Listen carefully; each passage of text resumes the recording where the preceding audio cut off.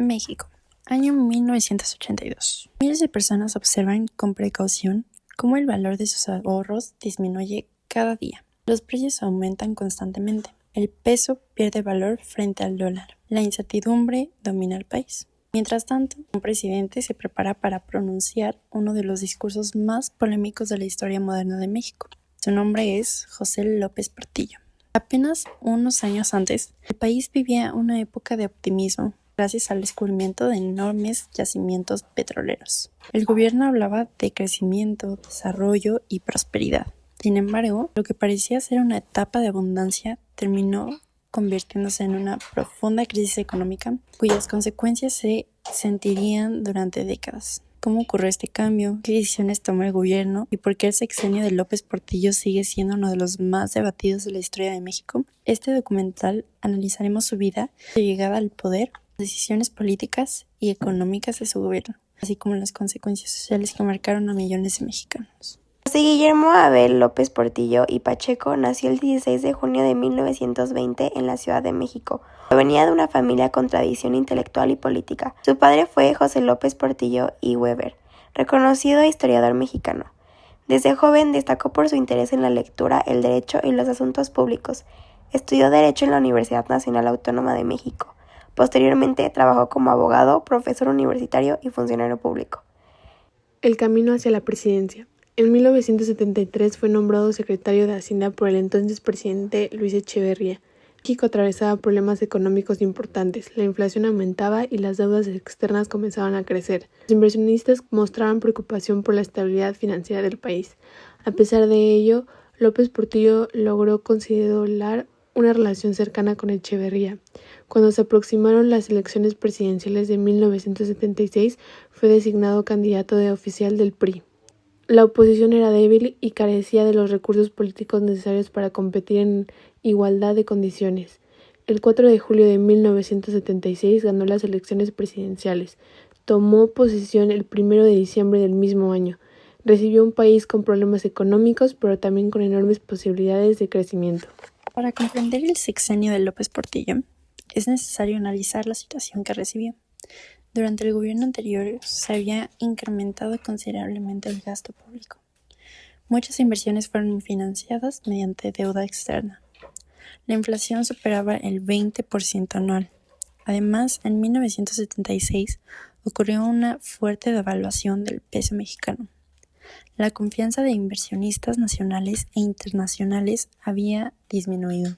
El nuevo presidente prometió estabilizar la economía y recuperar el crecimiento, pero muy pronto apareció un acontecimiento que cambiaría completamente el rumbo del país: el descubrimiento de enormes reservas petroleras en Campeche y Tabasco. Aquellas reservas fueron consideradas una de las mayores riquezas energéticas encontradas en América Latina. El petróleo se convirtió en el centro de la estrategia económica nacional. 1977 y la reforma política. Uno de los acontecimientos más importantes del sexenio ocurrió en 1977. El gobierno impulsó una reforma política encabezada por Jesús Reyes Heroles. El objetivo era permitir una mayor participación de los partidos de oposición. Hasta entonces, el PRI dominaba prácticamente todos los espacios políticos del país. La reforma facilitó el acceso de nuevas fuerzas políticas al Congreso. Muchos historiadores consideran este momento como uno de los primeros pasos hacia la transición democrática mexicana.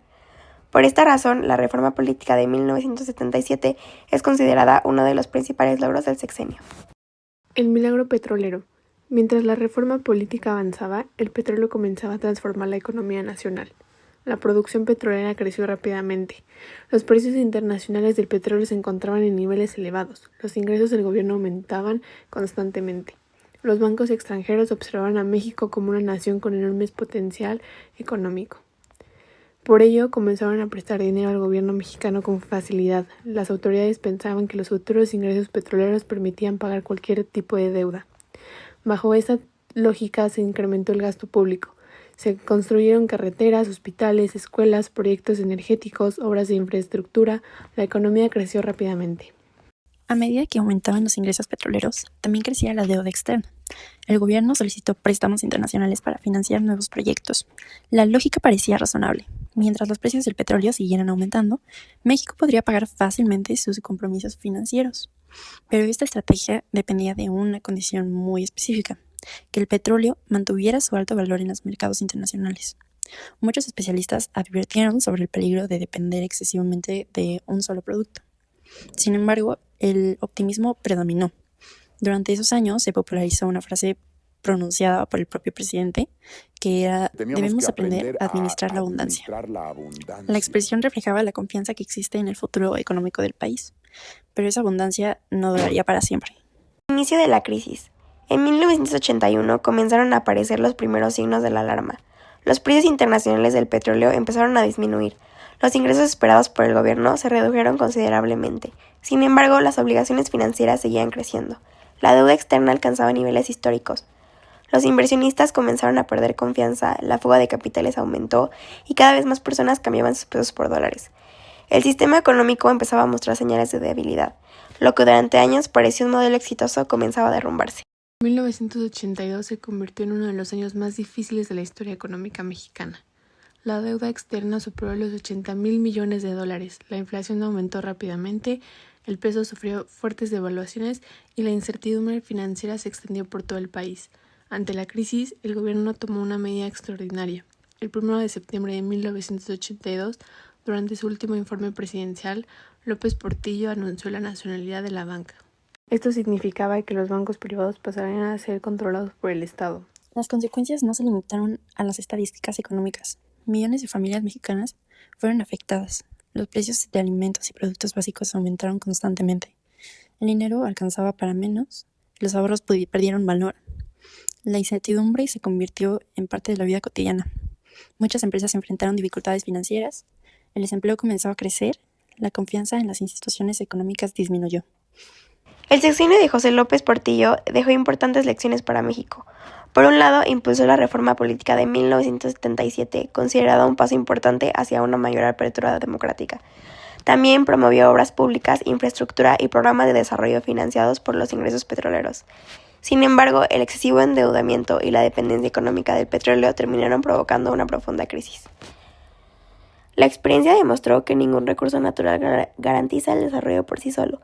La estabilidad económica requiere planeación, diversificación productiva y administración responsable de los recursos públicos.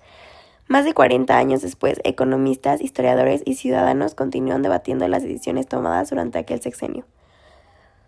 Pero existe algo en lo que la mayoría coincide. La historia de José López Portillo representa una de las lecciones económicas más importantes de la historia contemporánea de México.